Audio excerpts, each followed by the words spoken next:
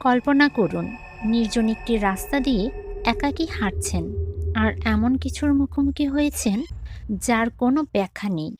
তখন আপনি কি করতেন? আসসালামু আলাইকুম। আজ আমি এমন একটি ঘটনা শেয়ার করতে যাচ্ছি যা আপনি নিজে না দেখলে বিশ্বাস করাই কঠিন।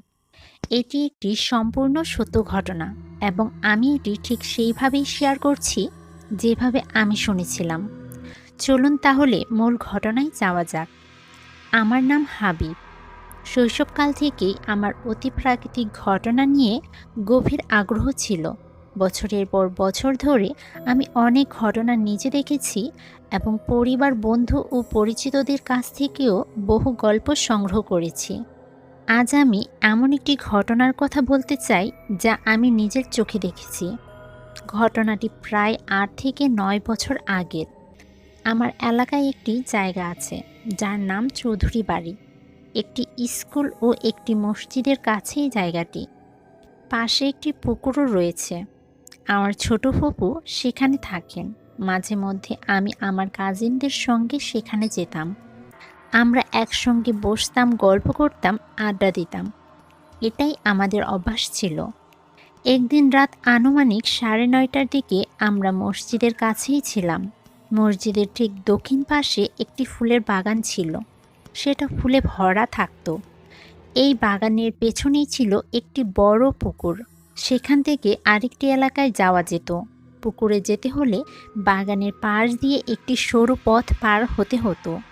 এই জায়গাটা খুব একটা নিরাপদ ছিল না।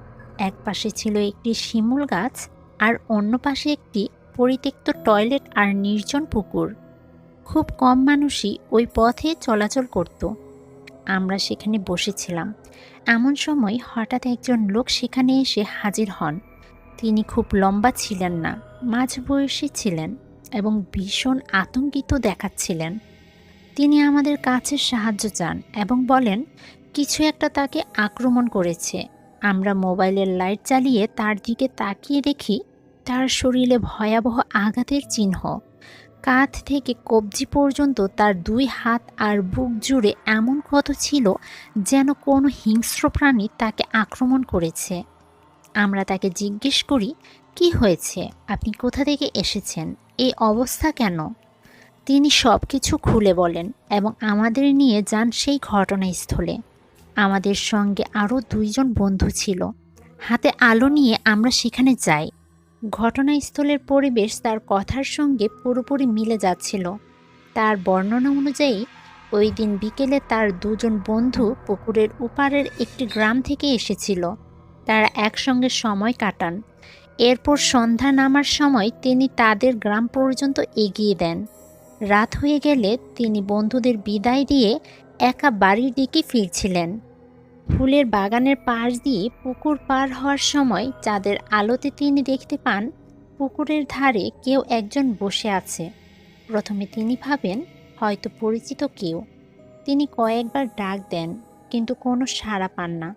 এরপর সেই অবয়বটি ধীরে ধীরে তার দিকে মুখ ফেরায়। চাঁদের আলোয় তিনি এমন একটি মুখ দেখেন, ভয়ঙ্কর, বিকৃত, যা তিনি জীবনে কখনো কল্পনাও করেননি। সেই চোখে ছিল প্রচণ্ড রাগ।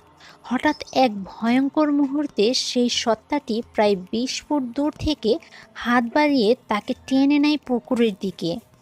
ফুলের বাগানের ভেতর দিয়ে তাকে টেনে নেওয়ার সময় যে ক্ষয়ক্ষতি হয়েছিল আমরা পরে নিজের চোখে দেখেছি। ফুলগুলো মারিয়ে চূর্ণ হয়ে গিয়েছিল। স্পষ্ট বোঝা যাচ্ছিল কাউকে টেনে নেওয়া হয়েছে। তিনি সাহস করে সেই সত্তার সঙ্গে লড়াই করার চেষ্টা করেন, কিন্তু ধীরে ধীরে তার শক্তি ফুরিয়ে যাচ্ছিল। ঠিক সেই মুহূর্তে তার মনে পড়ে দোয়ার কথা। তিনি জোরে জোরে সূরা ফাতিহা এবং সূরা ইখলাস পড়তে শুরু করেন। অলৌকিকভাবে সেই সত্তাটি তাকে ছেড়ে দেয়, কয়েক ফুট দূরে লাফ দিয়ে সরে যায় এবং পরে সম্পূর্ণ অদৃশ্য হয়ে যায়। আমরা যখন ঘটনাস্থলে পৌঁছাই তখন দেখি চূর্ণ হয়ে যাওয়া ফুল, ভাঙা বাঁশের বেড়া আর মাটিতে স্পষ্ট টানার দাগ, যেখান দিয়ে তাকে টেনে নেওয়া হয়েছিল। সব কিছুই তার বলা কথার প্রমাণ দিচ্ছিল। এই ছিল সেই ঘটনা।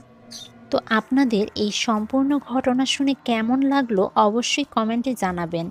আর আপনাদের জীবনেও কি এমন কোনো অদ্ভুত ঘটনা ঘটেছে যা খুবই রহস্যময়?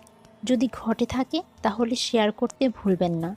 সময় সুযোগ হলে ইনশাল্লাহ আমি আরও এমন ঘটনা শেয়ার করব।